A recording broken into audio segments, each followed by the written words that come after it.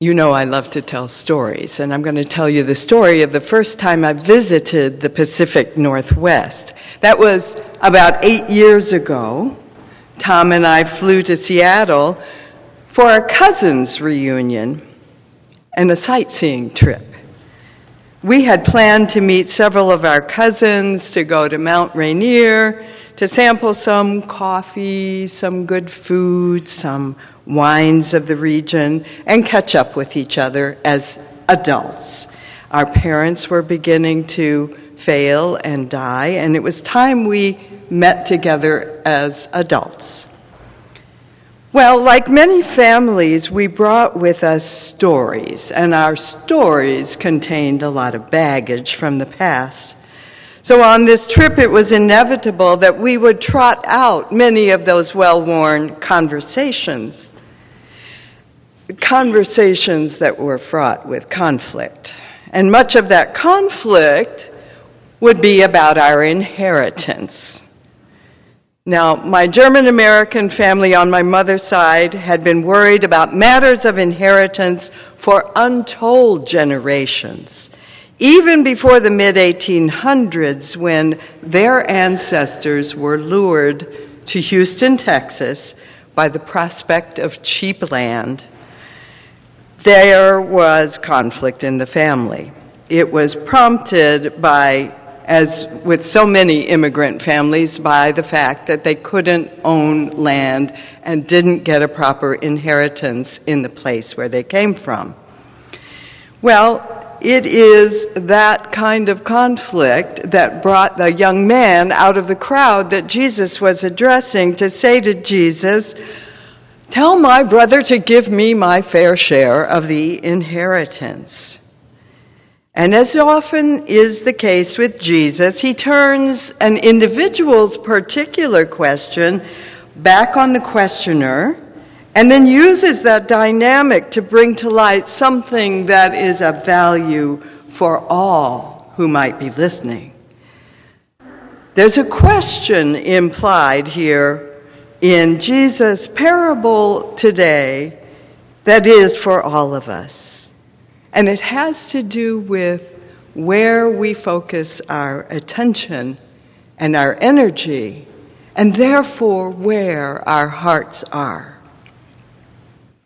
Beware of greed, Jesus warns.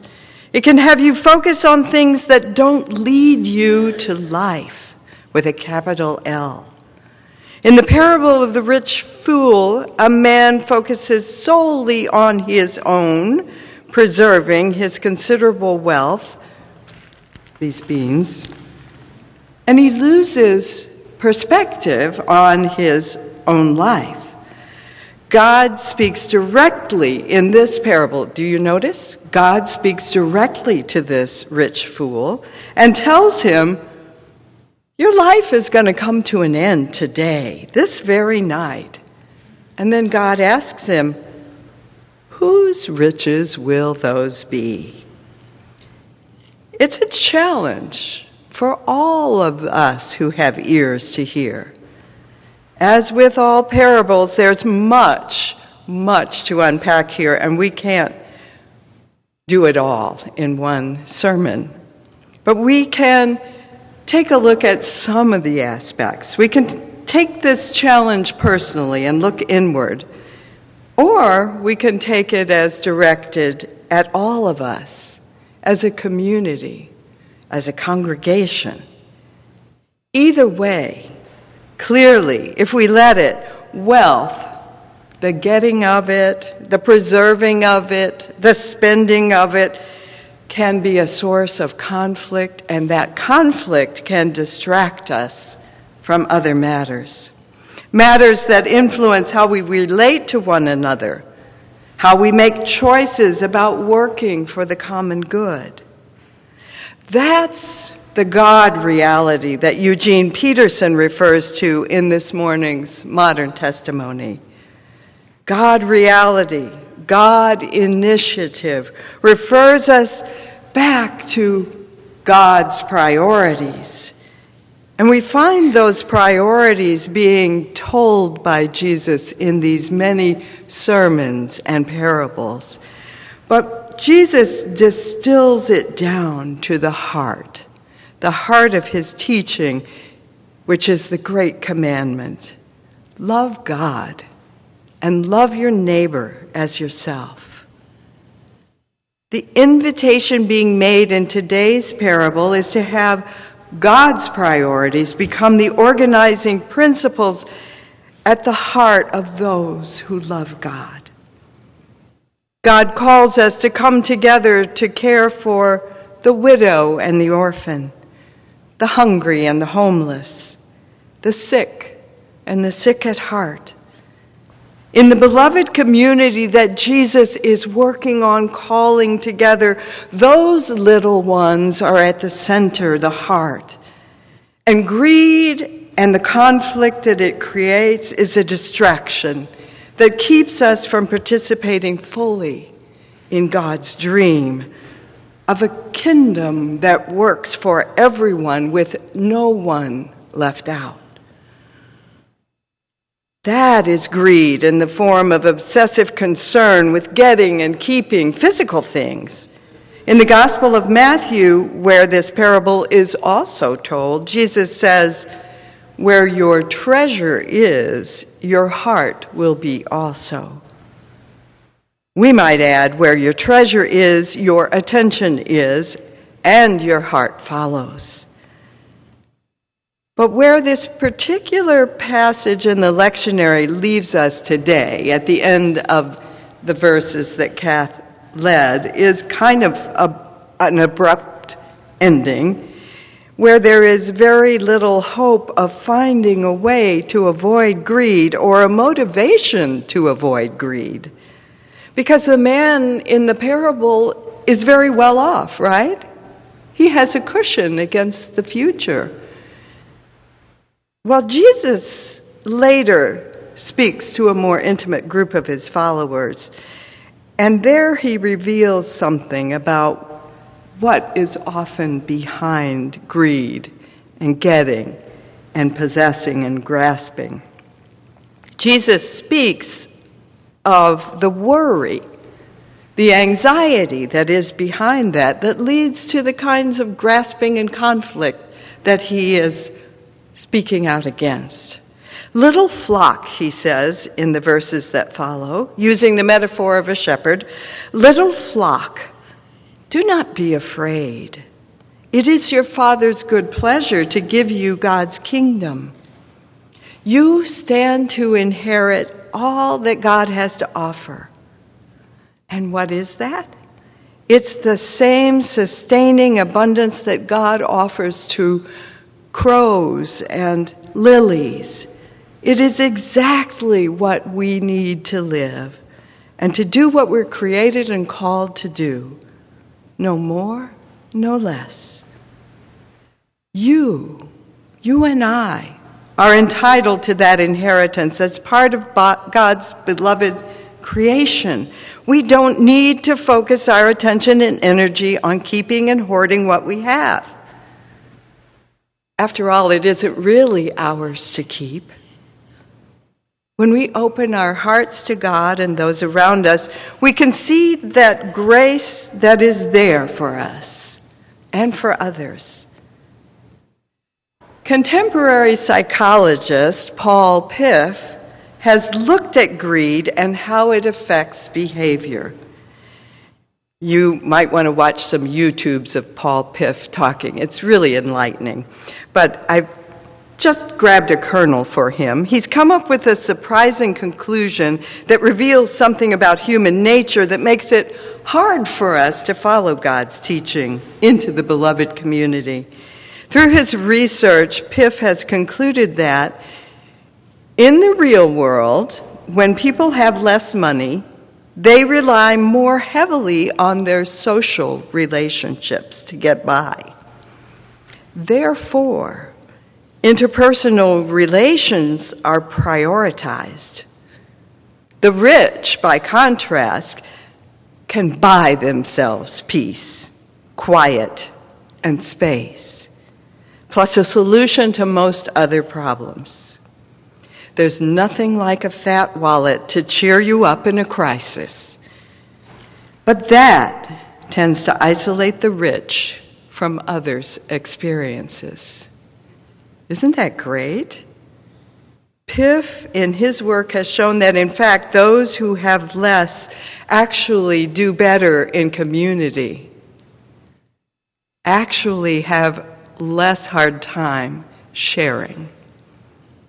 This parable warns us how difficult it can be to tackle the problem of what Paul Piff calls social isolation and what we might name the curse of privilege. The rich fool in the parable is blind to the needs of others because he has enough to insulate himself. He apparently hasn't had any motivation, because of his riches, to think about how his wealth might create value or bring people together. His wealth has insulated him from both painful and joyful aspects of living in community. His energy and attention are used for creating a bigger buffer, a bigger barn, a bigger storage building for all of his stuff, while he consoles his soul.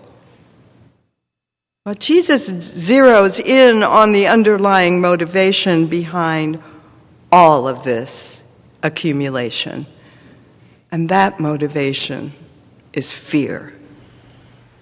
We've all felt it at one time or another. Fear of loss, of what we've worked so hard for. Fear we're going to be treated unfairly. Fear we're not going to have enough to retire on, to pay our bills. What if there's a medical emergency? And on and on. That fear is what prevents us from enjoying the life of abundance that God sets before us. That fear is also what motivates so many to take guns into their own hands to protect what it is they see belongs to them. Sadly. In reading the passage for this morning from Luke's Gospel, it's tempting to think that Jesus is just warning about greed in terms of material things, but that's not all that's there. There is no question that there is a seductive power to accumulating material possessions, but the challenge Jesus is giving us this morning is much deeper than that. Jesus offers the parable of the rich fool not to condemn material wealth, but to point us toward the ways in which we cut ourselves off from God's blessings that are there for us if our hearts are in the right place and if we participate with one another in community. This parable raises some great questions for us to look at as individuals, but it also has good questions for us as a congregation. Where is our treasure? How much energy do we expend on getting and keeping that treasure? What does our treasure say about where our heart is as a congregation? Are there ways in which our treasure, or the fear that we might lose it, blinds us to living in God reality? We do have many material treasures. This building, our land, treasures that were left to us by generations before us, and we should care for them responsibly. But that takes energy, and it takes focus. And I believe that Jesus is not condemning us for having this wealth when he says, beware of greed. Nevertheless, as we create our church profile to aid in the search of a new pastor, there are important questions for us to grapple with here. How will we use our wealth to support our mission? I sense that here at Portland First Congregational, the answer will not be simple. And it is possible that maintaining a balance between good stewardship of our abundance and tending to God's priorities, the priorities of our time, could become a source of conflict. The fear of conflict also can be as paralyzing as greed. I know that personally. Back to my story of the cousins. When my cousins and I met in Seattle, we went up to the Space Needle for a very nice dinner and a beautiful view. Conversation was light and polite for a time, but after the wine was poured, stories came out. Stories tinged with fear. We started reeling out scenarios we'd heard our parents tell, warning about the things that they most feared about dealing with the family inheritance. This land, this land we now hold was purchased by our ancestors to assure that the family could survive anything, especially those recessions that they lived through, the ones that left their neighbors with nothing. We had land so we could grow our own vegetables and raise our own livestock and maybe even share some of it with others. But they warned, there are so many ways that we might lose this generous cushion that we and our forebears have worked so hard for. We might be forced to sell the land at less than market value in order to settle debts that some foolish individual might get us into. Or worse yet, we might not have enough money to pay the taxes on the land and therefore lose the land in a tax sale. Well, these frightening scenarios started to raise my heart rate. I began to worry that maybe we hadn't hired the right lawyers to draw up our wills and our family corporations. And then one of us voiced a deeper fear behind all that, the worst case scenario, that focusing on and arguing over how to manage our family's estate, we'd end up not speaking to each other. Or worse than that, being tied up in court on opposite sides of a dispute. But as we talked, we also remembered how committed our church lady mothers were, that the land never separated them from the love they had for one another. They had been so committed not to disagree that they would stop all conversation that threatened to flare up conflict in the family over the inheritance. The land was just not that important. It was not important enough to shatter our equanimity.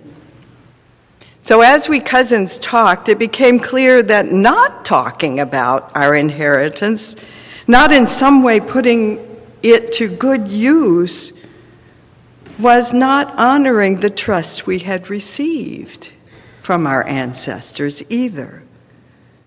We agreed to honor our mother's legacy, but to go a step further and really talk about how we could do the most good with our inheritance, but holding love for one another above all of it. I can't say that we've got this all worked out yet, but we are still speaking to one another and making decisions about how to manage our inheritance that benefits the future generations and the church that our mothers so loved with all their hearts. With this parable of the rich fool, Jesus offers us individually and communally a warning against some of the excesses of our humanness. Greed being one of them. Greed, especially for material things, can lead to losing track of God's provisions and God's priorities. Losing track of God's priorities, or at least not keeping them at the heart of our decision-making, can tear apart families and communities. But we need not grasp, Jesus says. Grasping will only narrow our focus. Jesus encourages us to keep our energy and our attention on God's initiatives, as well as God's provisions for us, that are woven into the very heart of creation And let those things guide our focus into the heart of the matter. There is where we will find our life and our purpose. Amen.